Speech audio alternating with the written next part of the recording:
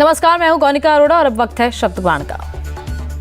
छत्तीसगढ़ के कांकेर में कांग्रेस महासचिव प्रियंका गांधी ने एक जनसभा को संबोधित किया। प्रियंका ने ऐलान किया कि अगर छत्तीसगढ़ में फिर से कांग्रेस की सरकार बनती है तो बिहार की तरह जातीय जनगणना कराएंगे। आज मैं यहाँ खड़े हुए घोषणा करना चाहती हूँ, बघेल जी से मैंने बात की है, अगर हमारी सरकार दोबारा छत्तीसगढ़ में आएगी तो बिहार की तरह यहाँ भी जाति जनगणना कराई जाएगा। क्या उनका अधिकार नहीं है? तो जाति जनगणना क्यों नहीं हो सकती? होनी चाहिए। देखिए, जब आपकी काम की बात होती है ये लोग मौन हो जाते हैं या फिर जैसे मैंने कहा आपका ध्यान कहीं और भटकाने की कोशिश करते हैं। राजस्थान के सीएम अशोक गहलोत बीजेपी पर जमकर बरसे। सीएम गहलोत ने कहा कि बीजेपी का चाल चलन और चेहरा बदलता रहता है। राजस्थान की जनता इनको जान चुकी है, इसीलिए राजस्थान में फिर से हमारी सरकार बनेगी। मैं ये कहना चाहूँगा, जो हमने फैसले किए वो शानदार फैसले, हमारे फैसलों को हर राज्य सरकार अपना रही है, वादे करी अपनी पब्लिक है, वहाँ पर गारंटी दे रही है अगले चुनाव के लिए। तो राजस्थान वो राज्य है जहाँ पर आज जो फैसले करता है उसको फॉलो कर रहे हैं, नहीं कर रहे हैं। हमें तो गर्व होना चाहिए राजस्थान वासियों को। वहाँ के कैंपेन आप उल्टा कर रहे हो तो जनता से समझती, इसलिए मैं समझता हूँ कि इस प्रकार से कोई आके यहाँ गलत फहमी पैदा करे तो इस बार जनता समझ चुकी है। गांव गांव में घर घर में ये बात पहुँच चुकी है कि हमारी नीति व नीयत एक है और इनका चाल चरित्र चेहरा जो है वो बदलता रहता है। तो मैं समझता हूँ इस बार जनता इस बार सरकार रिपीट करेगी। पीएम मोदी के लाल डायरी वाले बयान पर सीएम गहलोत ने पलटवार किया। सीएम गहलोत ने कहा कि लाल डायरी उनकी ही बनाई हुई है, उनका ये षड्यंत्र फुस हो गया है। पीएम कैंपेन में झूठ बोलते हैं। कोई गहलोत वर्सेस मोदी नहीं है, मोदी जी प्रधानमंत्री हैं। आके वो जिस प्रकार से कैंपेन कर रहे हैं, झूठे आरोप लगा रहे हैं। अभी लाल डायरी तो उनकी बनाई हुई है खुद की, वो चली नहीं यहाँ पे। लाल डायरी का पूरा फॉर्मूला बीजेपी का ही था। बिहार को हिंदू राज्य घोषित करने की मांग पर बोले बिहार के मंत्री तेज प्रताप यादव, यह नामुमकिन है। तेज प्रताप ने कहा कि हिंदू राज्य की मांग करने वाले बीजेपी विधायक हरिभूषण ठाकुर बचौल पर केस दर्ज होना चाहिए। जो कह रहे हैं ये नामुमकिन है, पहली बात ये। और इस तरीके का अनर्गल बयानों से बीजेपी के जो विधायक हैं उनको इन बयानों से बचना चाहिए और इस तरीके का बयान पब्लिक डोमेन में नहीं बोलना चाहिए। और पूरा जो हिंदू मुस्लिम सिख ईसाई हम सब हैं भाई भाई, सारे लोगों को हम लोगों को लेकर के चलने का काम करना है। इनका आप बयान से आप अंदाजा लगा सकते हैं कि देश को और खासकर बिहार को किस तरीके से इन जैसे लोगों ने तोड़ने का काम किया है और आए दिन ये लोग तोड़ने का काम कर रहे हैं लोगों को। तो इसलिए इनके बयानों को मैं खारिज करता हूं और जिस तरीके का बयानबाजी करते हैं इनके ऊपर मुकदमा होना चाहिए। इस तरीके का बयान नहीं होना चाहिए। बिहार के जाति सर्वेक्षण की प्रक्रिया सवालों के घेरे में है। बिहार बीजेपी चीफ सम्राट चौधरी ने भी सवाल उठाए। सम्राट ने कहा कि बिहार में एक भी जाति नहीं है जो कहे कि सही सर्वेक्षण हुआ। नीतीश सरकार ने सिर्फ तुष्टीकरण की राजनीति के लिए जाति सर्वेक्षण किया है। देखिए, बिहार के कोई जाति, एक जाति नहीं मिलेगा जो ये कहे कि सही सर्वेक्षण हुआ। एक व्यक्ति नहीं मिल रहा है। किसी के घर पे जाइए, वो साफ तौर पर कहेगा कि ये जो जातीय सर्वेक्षण का काम नीतीश बाबू ने किया, किसके लिए किया?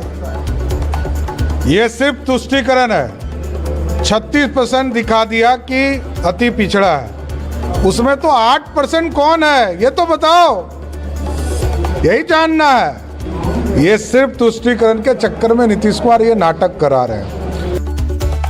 तेलंगाना बीजेपी इंचार्ज तरुण चुग सीएम केसीआर और उनकी पार्टी पर जमकर बरसे। तरुण ने बीआरएस को भ्रष्टाचार की जननी बताया और कहा कि केसीआर की टीम तेलंगाना को लूट रही है। भ्रष्टाचार की जननी है टीआरएस पार्टी। आप तेलंगाना की किसी भी चौक चौराहे में जाइए, किसी भी व्यक्ति से पूछिए तो बताएगा कि किस तरह तेलंगाना की लूट के पैसे का प्रयोग केसीआर व टीआरएस पार्टी अपने उम्मीदवारों के लिए खर्च कर रही है, किस तरह विज्ञापन कर रही है। ये सारा करप्शन तेलंगाना की लूट से बना है और तेलंगाना के साधनों को लूटने का काम केसीआर कुटुंब कर रहा। दिल्ली के मुख्यमंत्री अरविंद केजरीवाल गाजीपुर लैंडफिल साइट के दौरे पर पहुंचे। इस दौरान केजरीवाल ने बीजेपी पर जमकर हमला बोला। केजरीवाल ने कहा कि संजय सिंह को झूठे केस में फंसाया जा रहा है। कोर्ट में भी एक भी सबूत पेश नहीं कर पाए हैं। लोगों को एजेंसी में घुमाया जा रहा है। सारे बयान और आरोप झूठे हैं। दिल्ली में काम हो रहे हैं, लेकिन इन लोगों की नीयत खराब है। पूरा का पूरा इन्होंने हमारी इतनी जांच करा ली, कुछ निकला। बस घोटाला बोले, बस घोटाला हो गया, कुछ नहीं निकला उसमें। सारी जांच करा ली। बोले स्कूल के क्लासरूम बनाने में घोटाला कर दिया, सारी जांच करा ली, उसमें कुछ निकला। फिर बोले बिजली का घोटाला हो गया, इतने 1000 करोड़ रुपए का, उसमें कुछ नहीं निकला। फिर बोले सड़कों के बनाने में घोटाला हो गया, उसमें कुछ नहीं निकला। पानी का घोटाला हो गया, उसमें कुछ नहीं। अब ये धीरे धीरे पता चल रहा है, कल सुप्रीम कोर्ट की सुनवाई आप सब लोगों ने सुनी कि ये पूरा शराब घोटाला भी फर्जी है। मैं तो शुरू से ही कह रहा था कि एक पैसे का कोई लेन देन नहीं हुआ। जज कल बार बार पूछते रहे, भाई कोई तो दिखाओ, एक पैसा तो दिखाओ, कहीं सबूत तो दिए। एक सबूत नहीं है इनके पास, एक सबूत नहीं है। तो पूरा का पूरा शराब घोटाला फर्जी है। थोड़े दिन के अंदर ये शराब घोटाला बंद हो जाएगा, एक और ले आएंगे। मतलब इनको पूरा टाइम इनको केवल और केवल लोगों को एजेंसीज में और इन सारी जांचों में उलझा के रखना है। काम ना खुद कुछ काम करेंगे, ना लोगों को कुछ काम करने के। सारे सब कुछ खत्म हो जाएगा, सब कुछ कुछ है ही नहीं, सब झूठ है। कल संजय सिंह ने भी सब कुछ झूठ है, ये बयान झूठ हैं। तंग कर करके, टॉर्चर कर करके बयान लिए गए हैं, लोगों को जबरदस्ती कर करके बयान लिए गए हैं। सारे बयान झूठ हैं, कुछ है ही नहीं। लेकिन मैं तो ये कह रहा हूँ, अभी तो ये देख लेना, थोड़े दिन में शराब घोटाला खत्म, कहेंगे शराब घोटाले में कुछ नहीं मिला, फिर एक और नया ले आएंगे। कोई अंत थोड़ी है। नीयत खराब है इन लोगों की, काम करने नहीं देना चाहते। दिल्ली में इतने काम हो रहे हैं। बीजेपी सांसद सुधांशु त्रिवेदी ने शराब घोटाले को लेकर केजरीवाल सरकार को घेरा। बीजेपी ने केजरीवाल सरकार से पूछा कि सीबीआई जांच के शुरू होते ही नई शराब नीति को वापस क्यों लिया गया। बीजेपी सांसद ने आगे कहा कि लेन देन कर पैसे का चुनाव में इस्तेमाल किया गया है और पूरी आम आदमी पार्टी इसका हिस्सा है।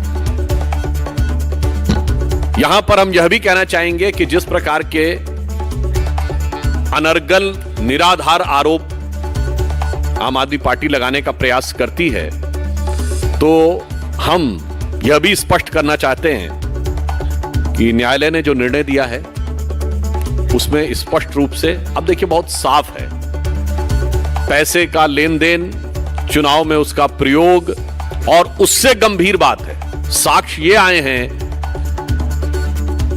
कि पॉलिसी में चेंज इस आधार पर किया गया है और यह चेंज नीतिगत है।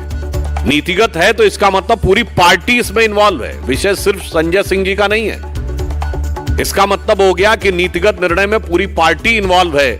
और मुझे लगता है यह शराब का घोटाला तो इनके लिए वैसा बनता चला जा रहा है कि एक तरफ इन्होंने पॉलिसी विड्रॉ की। मैं इस बात को पुनः रीएम्फसाइज करना चाहता हूं, सीबीआई इंक्वायरी शुरू होते ही पॉलिसी विड्रॉ कर ली। क्यों विड्रॉ की अगर सब कुछ सही था? और विड्रॉ करने के बाद आप उसको डिफेंड भी कर रहे हैं और डिफेंड करते हुए आप उस दलदल में धंसते हुए चले जा रहे हैं। क्योंकि जैसे कर्म किए हैं आम आदमी पार्टी ने, अब वो पूरी चुनौती के साथ उनके सामने आ रहे हैं। बीजेपी अध्यक्ष जेपी नड्डा तेलंगाना के दौरे पर पहुंचे। इस दौरान जेपी नड्डा ने कांग्रेस समेत देश के कई राजनीतिक दलों पर हमला बोला। बीजेपी अध्यक्ष ने कहा कि देश में सिर्फ एक ही नेशनल पार्टी है, वो भारतीय जनता पार्टी है। नड्डा ने कहा कि देश में आज नहीं तो कल भारत के हर राज्य में सिर्फ बीजेपी होगी। परिवारवाद वाली पार्टियां आपस में ही लड़ती रहेंगी। और अब कांग्रेस पार्टी भी कोई नेशनल पार्टी नहीं रह गई है। सोनिया, राहुल, प्रियंका बाकी। इसलिए मित्रों ये याद रखो, the only political party now which is fighting as a national party is Bharatiya Janata party.